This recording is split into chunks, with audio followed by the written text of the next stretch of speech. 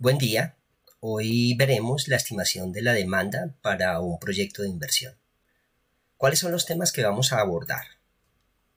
En primer lugar, definiremos un mercado y en segundo lugar, presentaremos en detalle las distintas etapas que deben surtirse para hacer el estudio del mercado con el propósito de finalmente lograr la estimación de la demanda. Estas etapas son una identificación muy detallada del bien o del servicio, un estudio de la oferta y de la demanda actual, un análisis de los precios y un estudio sobre la comercialización del producto.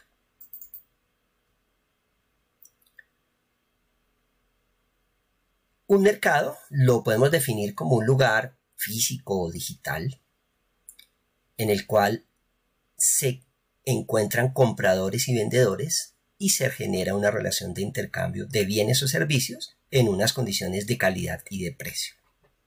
¿Cuáles son los objetivos del estudio del mercado? Digamos que el más importante tiene que ver con el poder establecer cuál es la cantidad de bienes o servicios que el proyecto va a poder vender en el mercado en unas condiciones de precio y de calidad.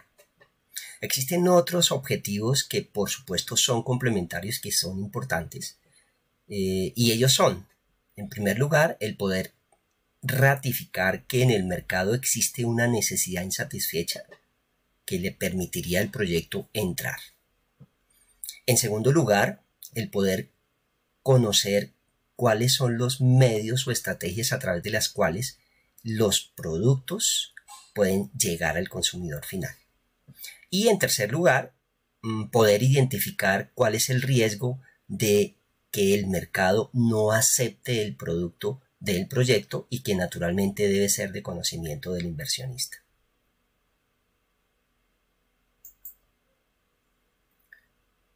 La identificación del bien o servicio tiene que ver con una caracterización muy profunda y muy detallada de lo que es el bien o el servicio. De manera particular, la caracterización del servicio en esencia debe mostrar en qué consiste, cómo se presta y finalmente cuáles son los beneficios. Para el caso de los bienes, los ítems que voy a mencionar a continuación tienen una aplicación más precisa. Una, ¿cuáles son los usos? ¿Para qué se usa el bien? ¿Cuáles son sus principales aplicaciones? Una caracterización detallada del cliente al cual le vamos a entregar el bien o servicio, y esto es en dónde se encuentra, en qué estrato está ubicado, cuál es su nivel de ingresos, cuáles son sus hábitos de consumo, sus rituales de compra, sus ocupaciones, en fin. Por otro lado, la presentación del producto, que tiene que ver con las características físicas, viene en una caja de cartón, viene en una botella, viene en bolsa por kilos, etc. Su composición, que hace alusión específica a las características físicas, químicas y organolépticas del producto y que normalmente deben estar impresas en el empaque.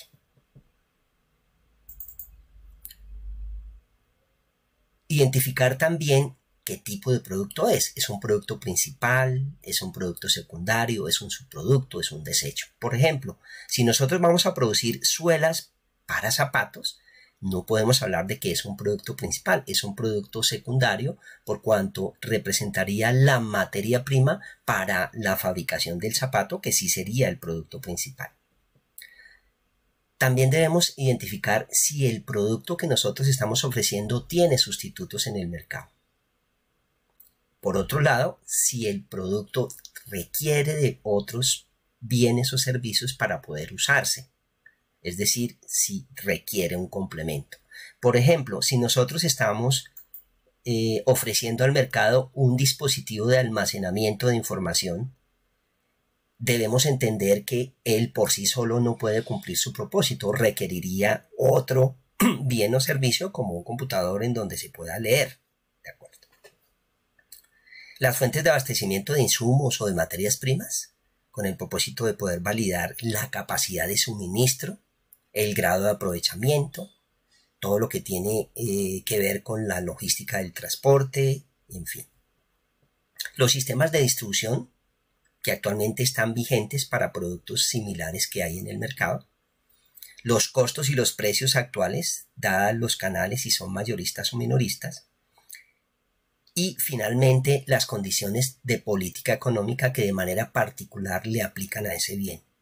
Por ejemplo, si está exento de impuestos por dificultades de producción, si existen aranceles que lo protejan de productos importados, si existen algún tipo de subsidios que le son propios, en fin. Bien. El segundo elemento fundamental es el estudio de la oferta. Debemos entender la oferta como la cantidad de bienes o servicios que los productores han ofrecido al mercado para su venta. Por supuesto, en unas condiciones de precio y de calidad. Esa lectura debemos verla desde la perspectiva de la cantidad de oferentes que hay.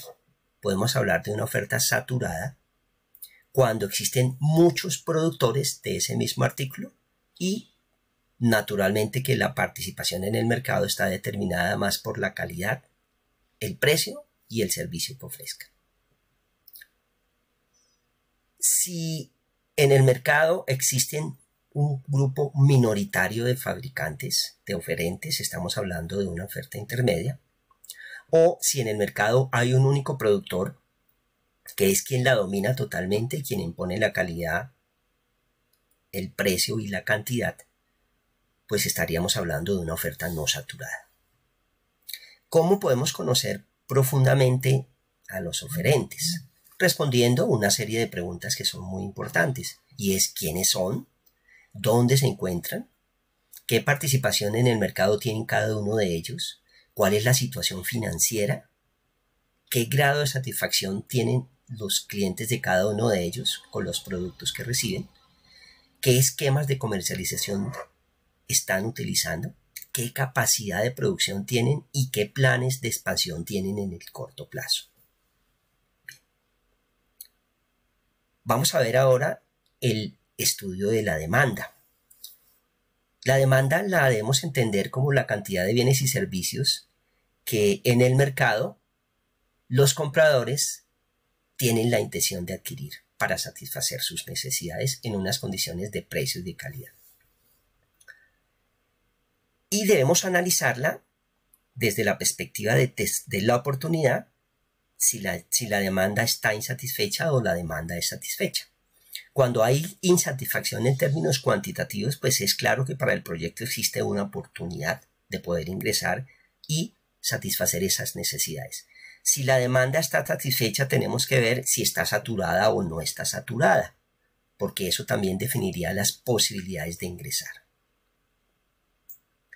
La demanda requiere dos tipos de análisis, un análisis cuantitativo y un análisis cualitativo. Cuando hablamos del análisis cuantitativo, nos estamos refiriendo a poder acceder a información histórica de los productores actuales en términos de ventas y precisando cantidades y precios en un histórico de tiempo. Aquí es muy importante poder acceder a fuentes de información secundarias confiables como las superintendencias, que naturalmente son las que vigilan a las empresas y quienes tienen la información de los estados financieros, las cámaras de comercio, los ministerios y otras entidades que proveen información como Passport, Euromonitor, Benchmark, LexisCommix, etc. Teniendo esta información histórica de ventas, tanto en cantidades como en precios, debemos valernos de métodos estadísticos y matemáticos para poder construir una estimación de la demanda hacia el futuro, en un horizonte de 5 años que nos permita evaluar la viabilidad del proyecto. ¿Qué métodos podemos utilizar? Por un lado, los métodos estadísticos basados en regresión simple, en donde existe una relación entre dos variables, una variable dependiente, que en nuestro caso ha de ser la cantidad demandada, y por otro lado, una variable independiente, que es aquella que explicaría de manera suficiente el comportamiento de la cantidad demandada. Para bienes normales, lo que siempre se privilegia es el precio, de tal manera que podemos estar pensando en tener una información histórica de los últimos 5 años de cantidades y precios de todo el mercado para poder utilizar estos métodos estadísticos y lograr llegar a estimar al futuro la demanda global. Los métodos estadísticos conocidos son lineal, logarítmico, exponencial y base de potencia. En un video posterior vamos a explicar el cómo se desarrollan los modelos y cómo se llega, por supuesto, a la estimación de la demanda. Los métodos matemáticos también nos permitirían estimar la demanda. ¿Cuál es la diferencia con los estadísticos? Que los matemáticos no relacionan variables. Ellos simplemente tomarían los datos históricos de las cantidades vendidas, ¿sí?, y con base en ellos podríamos estimar al futuro las cantidades de demanda global. Aquí tenemos el promedio aritmético de las variaciones y el método Delphi, digamos que son los más conocidos. El análisis cualitativo de la demanda nos va a permitir complementar la estimación de la demanda hecha desde el punto de vista cuantitativo. Y aquí tiene que ver con poder acceder de manera directa a la información primaria, es decir, contactar al cliente potencial para poder conocer su intención de compra y su percepción con respecto al producto. Y eso lo podemos hacer a través de instrumentos como encuestas, como entrevistas, como grupos foco. Una vez logramos conocer la percepción del cliente, podríamos contrastar esto con la estimación de la demanda global y llegar así a poder definir la demanda para el proyecto en los próximos 5 años. El análisis de los precios es un estudio complejo. ¿Por qué razón? Porque el precio es muy subjetivo y tiene naturalmente que ver con el beneficio que para cada uno de los consumidores representa.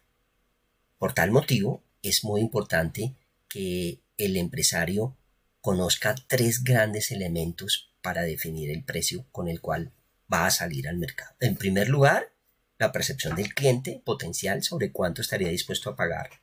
En segundo lugar, cuánto le cuesta fabricar el bien, qué margen de beneficio espera obtener para poder asignar su precio.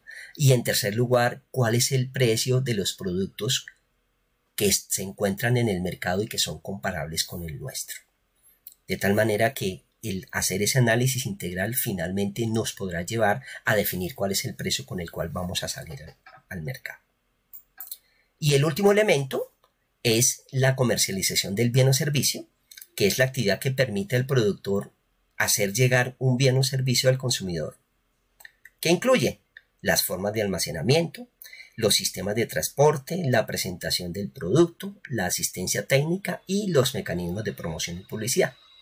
Es decir, este canal determina el camino que recorre un bien desde el productor hasta el consumidor y le permite definir al proyecto cuál es el costo agregado al producto por efecto de la comercialización.